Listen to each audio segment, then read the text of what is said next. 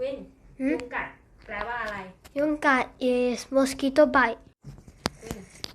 กินขนมแปลว่าอะไร กินขนม is กินนม ขนม is snack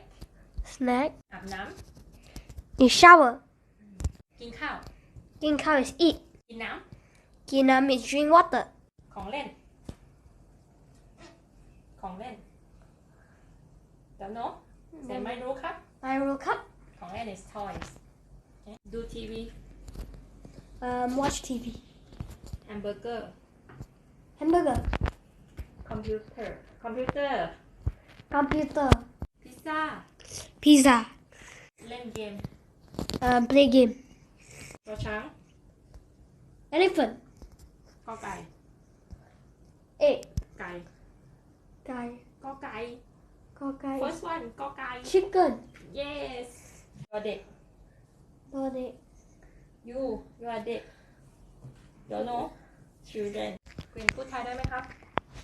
พูดไทยได้ครับ งูปลาปลา งูปลาปลา is fish snake